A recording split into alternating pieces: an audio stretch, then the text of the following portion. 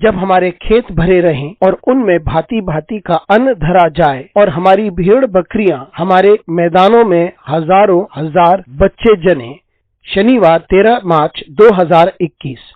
आज के मनन के लिए मैंने आप ही के लिए चुना है मत्ती अध्याय 17 और उसका 5वां वाक्य।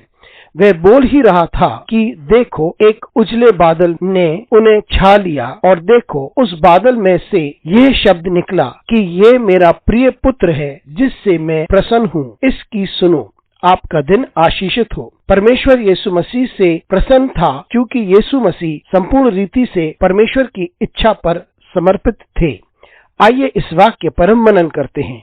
आज की सुबह का विषय है परमेश्वर प्रसन्न था। यीशु मसीह निरंतर परमेश्वर की ओर अपनी निगाहें टिकाए रखते थे और प्रार्थना में अपने समय को व्यतीत करते थे और हमेशा अपने को समर्पित किया। ये उस समय की बात है जब यीशु मसीह रूप परिवर्तन के पहाड़ पर प्रार्थना कर रहे थे और उस वक्त मूसा और एलिया दोनों प्रकट हुए और यीशु मसीह के चेलों ने इसे देखा और तब पतरस पास आकर के कहता है और वो कहता है कि यदि तेरी इच्छा हो तो हम 3 तंबू यहाँ पे बनवा देते हैं ताकि आप मूसा और एलिया के साथ रह सकते हैं। और उस वक्त बादलों से एक आवाज सुनाई दी जिसने कहा, ये मेरा प्रिय पुत्र है और मैं इससे अति प्रसन्न हूँ, इसकी सुनो। ये शब्द परमेश्वर की ओर से कि वे अति प्रसन्न है वो इसलिए था क्योंकि शायद जब पतरस को ये महसूस हुआ कि यीशु मसीह मसीहा है और उस वक्त यीशु मसीह ने अपनी मृत्यु व पुनरुत्थान के बारे में बात की, तब पतरस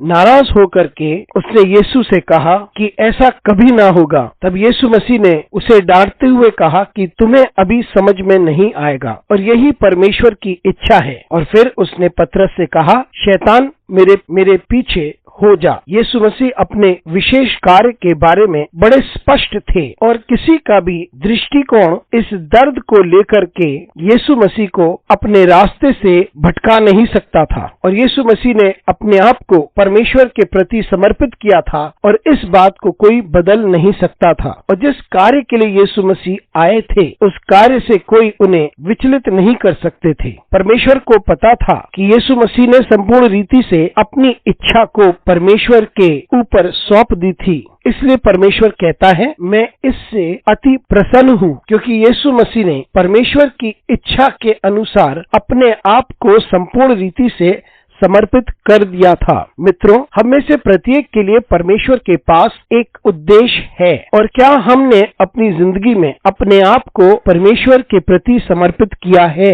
क्या परमेश्वर हमसे अति प्रसन्न है?